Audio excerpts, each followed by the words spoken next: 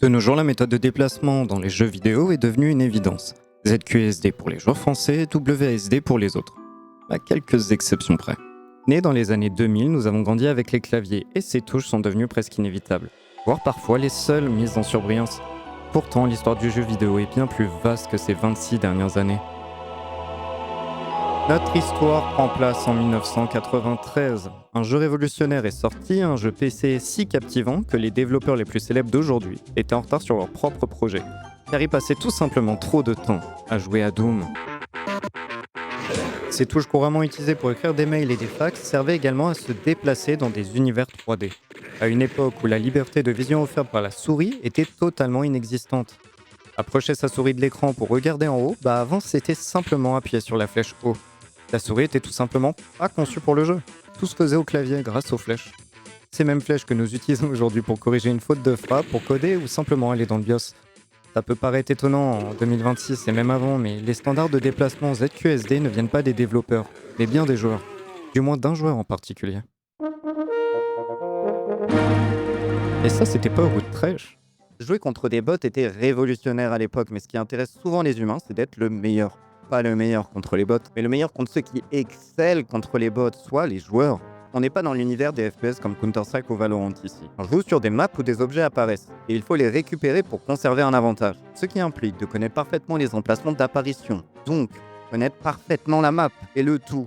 Ça permet de se déplacer beaucoup plus rapidement. Thresh était un maître dans ce domaine, non pas grâce à une précision de visée exceptionnelle comme on pourrait s'y attendre dans un FPS, mais par ses déplacements qui lui conféraient un avantage bien supérieur à une visée parfaite. D'ailleurs aujourd'hui, en regardant des sports comme Counter-Strike, des joueurs comme Rob Suziwu s'entraînent intensivement sur leurs mouvements malgré une visée chirurgicale. Pour se déplacer avec une telle efficacité, Thresh a compris que la meilleure configuration n'était pas les flèches, non, mais bien ZQSD. La proximité de ses touches avec d'autres touches utiles améliore la vitesse et la fluidité de ses déplacements. Mais recontextualisons, dans les années 90, la possibilité de jouer contre d'autres joueurs humains était limitée. Internet était très loin de ce qu'on a aujourd'hui, les fax étaient encore couramment utilisés, ainsi que les Minitel. Le ping contre les joueurs de la côte Est était extrêmement élevé, ce qui rendait difficile le jeu en ligne. Par conséquent, les forums étaient le principal moyen de communication, en particulier entre la côte Est et la côte Ouest, parce qu'évidemment, que cette rivalité allait bien plus loin que le hip-hop. Pour faire affronter les meilleurs joueurs d'un pays, il fallait organiser des LAN. Ça impliquait de transporter un écran cathodique de 17 à 25 kg et sa tour. Et pour rappel, les cartes graphiques n'étaient pas encore en point, on parlait tout juste de cartes 2D, ce n'est qu'en 1994 que le concept de carte graphique pour de la 3D a vraiment émergé. Bref, il fallait ramener 40 kg de matériel pour jouer en LAN et évidemment aucune rémunération n'était prévue. Il ne s'agissait pas de petites LAN, mais du jeu le plus populaire du moment avec une hype toute particulière autour de la question qui est le meilleur du pays. Ça dépassait largement le cadre des LAN dans un garage entre trois potes. Si on parle autant des joueurs professionnels en FPS aujourd'hui, c'est parce que tout vient de là. Doom est à l'origine des Majors ou encore des Worlds. La première LAN à cash price officielle, c'est pas organisé par Valve, Blizzard ou autre, non, c'est par Microsoft dans leurs locaux. Forcément, pour créer des systèmes d'exploitation, des PC, des logiciels, etc., fallait être un bon gros nerd à l'époque. Donc évidemment que les employés de Microsoft jouent à Doom et évidemment qu'ils sont au courant de l'engouement autour de savoir qui est le meilleur du pays. Ils sont des acteurs actifs de cet engouement dans les forums, non pas forcément pour capitaliser dessus, mais car eux-mêmes aimeraient bien être le meilleur. La Deathmatch 95 a donc eu lieu au QG de Microsoft à Redmond. Un principe simple qui restera le même encore aujourd'hui pour des compétitions de tier 1, des centaines de joueurs, tous au même endroit avec globalement leur périphérie, qui vont tous jouer en local pour éviter tout souci de mauvaise connexion. Le tout avec des sponsors. Évidemment, il y a des problèmes techniques, des t-shirts d'équipe, des admins qui doivent répondre à des joueurs éliminés qui ne sont pas d'accord, un public et une date de fin non respectée car on a perdu 4 heures à solutionner un problème de son à droite à gauche. Et évidemment, la grande finale a lieu à 2h du mat et non 2 heures plus tôt. Et évidemment, c'est Thresh contre un mec de la côte Est. Il a sûrement trash talk sur les forums sans possibilité de s'affronter, mais là c'est bon.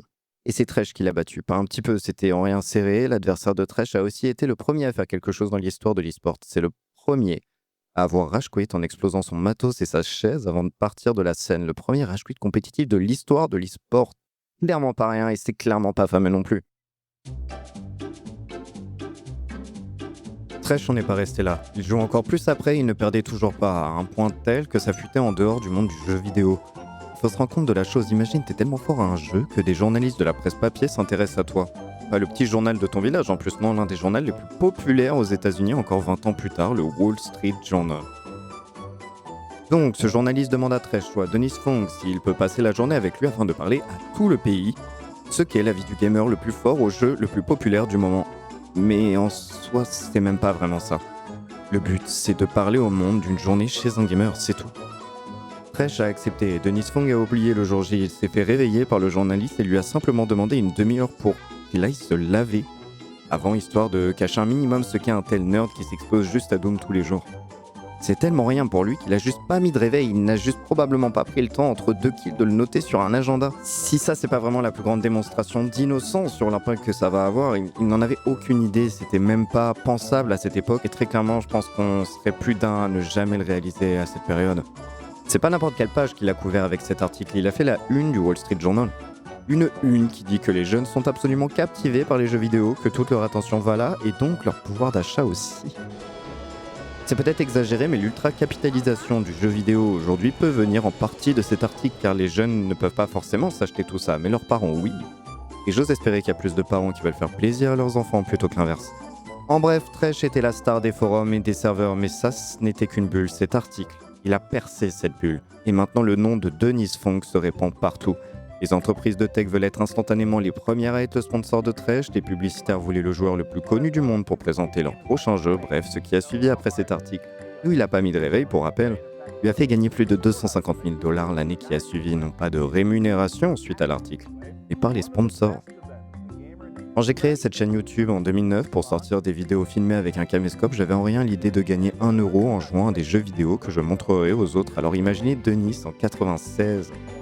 L'e-sport n'existe pas encore, vraiment le premier mode de Counter-Strike n'existe pas encore, Dota non plus, alors je parle même pas de League of Legends, la définition d'un joueur pro est une personne qui ne joue plus uniquement par pur plaisir, mais qui a une rémunération en échange d'un sponsoring lui donnant des contraintes et des objectifs à atteindre dans les différents tournois auxquels il participe, par le biais de sponsoring ou de compétences. En bref, quelqu'un qui vit uniquement de ses revenus liés aux jeux vidéo en tant que joueur, le premier dans l'histoire pourrait être Walter Day en 1983. Par le biais de tournées, de conférences, de ses performances, mais Tresh pourrait être aussi le premier joueur pro à en vivre par gain en tournoi et en sponsoring comme c'est le cas aujourd'hui. Mais la popularité de Tresh n'est en rien comparable à celle de Walter. Tresh, ou Denis, a tout fait exploser. Tresh n'est plus un joueur, Dennis Fong est une star. N'importe quel joueur aujourd'hui de Counter-Strike ou autre jeu compétitif, mais restons sur AFPS, n'importe quel joueur qui découvre CS par l'e-sport a envie de jouer aussi bien que les stars de ses équipes préférées. Et une facilité d'esprit souvent, c'est en commençant avec le même crosshair qu'eux, la même résolution, en bref, les mêmes réglages. C'était déjà le cas à l'époque. Tout le monde voulait faire comme Tresh. Je rappelle, de base, on se déplace avec les flèches dans les jeux de cette époque, mais pas lui. Et ça, il y a quelqu'un qui va le savoir. Et cette personne va encore créer un jeu tellement incroyable et précurseur que pour l'époque, tout le monde va jouer. ID Software a fait Doom. Tout le monde le connaît. Tresh a une vie tranquille depuis ce simple jeu qui a révolutionné le jeu vidéo. Et ID Software va pas sortir un petit jeu moins bien que Doom comme on pourrait s'y attendre. Non, ils vont sortir Quake. C'est Doom, mais en plus énergique, ça bouge partout, c'est encore plus fou. Bref, on pourrait dire Doom en mieux. Doom a eu le droit à sa LAN avec Microsoft, c'est super, mais Quake pas encore, et ça vient vite. Quake sort le 22 juin 1996. L'histoire de la première QuakeCon est incroyablement humble pour ce qu'elle allait devenir. Avant l'ère de Discord, Twitch ou Reddit, les origines de la QuakeCon remontent au channel IRC Quake sur le serveur Fnet. Les fans voulaient se retrouver en personne pour jouer et déterminer qui était le meilleur joueur, encore cette même question. Ils choisissent Dallas en espérant que les développeurs d'ID Software viendraient les voir. La première édition se tient en août 1996, au Best Western Hotel de Garland, donc seulement 2 mois après la sortie du jeu, et ça se passe à quelques kilomètres des bureaux d'ID Software. L'événement démarre avec une trentaine de personnes, mais la nouvelle se répand sur les réseaux et le nombre atteint une centaine de participants avant la fin du week-end. Les joueurs branchent leur ordinateur en réseau Ethernet dans les couloirs et salles de conférence de l'hôtel, principalement pour s'affronter sur Quake et Doom. Un petit tournoi est organisé et les gagnants repartent avec un t-shirt. On est loin encore une fois de l'e-sport actuel, mais en réalité c'était bien plus ça les LAN et les cash prizes entre guillemets à l'époque. La veille du dernier jour, toute l'équipe d'ID Software débarque à l'improviste pour rencontrer les participants. Une session de questions-réponses de 30 à 45 minutes dans le hall de l'hôtel, une surprise totale pour les joueurs et sûrement que c'est à ce moment-là que John Carmack, l'un des créateurs d'ID Software, a compris que sa création pouvait aller encore plus loin.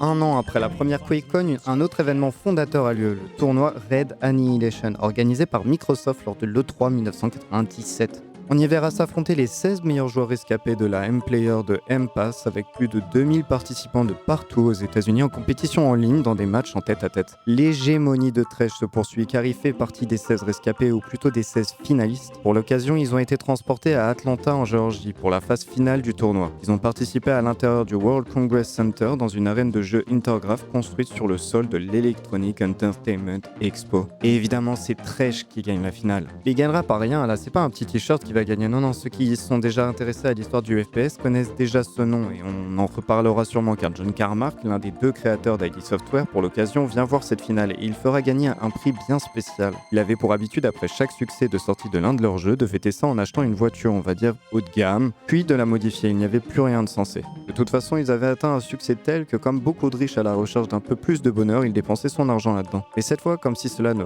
valait pas tant, il décide d'offrir l'une de ses Ferrari 328 GTS cabriolet.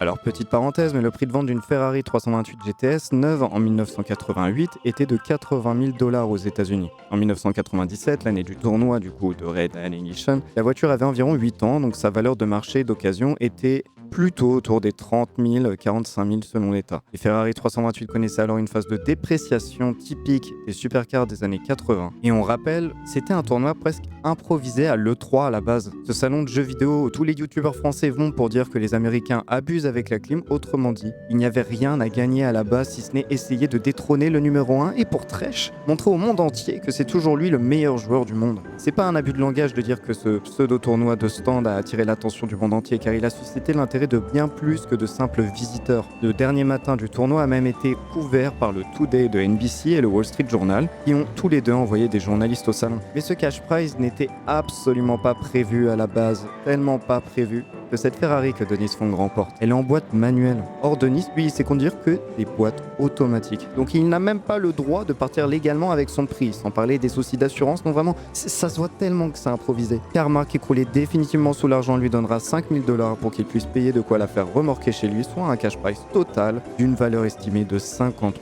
000 $. Autrement dit, à l'époque, offrir cette Ferrari, c'était l'équivalent d'offrir une supercar moderne à 200 000 € avec l'inflation. Et là, on comprend. C'est ce moment précis qui officialise la naissance de l'e-sport compétitif moderne tel qu'on le connaît aujourd'hui. La croissance est spectaculaire. Dès 1997, l'affluence grimpe à 650 personnes. En 1999, ID Software commence à sponsoriser officiellement lui-même l'événement. En 2002, la QuakeCon dépasse les 3000 participants, dont 1250 en BIOC. La QuakeCon devient ainsi la plus grande LAN party d'Amérique du Nord et l'un des plus grands événements e-sport gratuits au monde, atteignant plus de 7000 visiteurs en 2007. Le moteur de Counter-Strike est une version fortement modifiée du moteur de Quake, c'est pour ça que j'en parle beaucoup, héritant ainsi de l'influence de Carmack au plus profond de son ADN. De plus, tous les joueurs professionnels ou non que vous verrez jouer utiliseront ZQSD pour se déplacer, à part l'exception Mezi. C'est les touches par défaut sur absolument tous nos jeux aujourd'hui, s'étendant même au logiciel parfois, et tout ce qui a été dit jusqu'ici, c'est pas pour rien. Cette pratique est devenue une tradition car elle est considérée comme l'une des plus efficaces. C'est pas venu des développeurs qui, à force de tester leur jeu avec les flèches, se sont dit eux-mêmes c'est relou les flèches en vrai. Non, tout ça vient de Thresh. Fatigué d'être constamment harcelé pour partager ses raccourcis clavier et sa configuration, Thresh a demandé à Carmack d'intégrer sa configuration dans Quake 2. C'est la seule forme de harcèlement généralisé qui a mené à une standardisation lucrative aux joueurs. Et en installant et en lançant Quake 2, les joueurs pouvaient choisir d'activer le mode config Thresh et configurer automatiquement les touches de déplacement sur ZQSD. Comme la plupart des personnes de plus de 30 ans ont appris à jouer au FPS avec les jeux de Carmack, la tradition d'utiliser ZQSD est née naturellement. Puis tout le monde a suivi. Et vous savez quel jeu a fini de mettre la configuration Thresh en option afin de placer cette configuration en standard dans l'industrie? C'est Half-Life.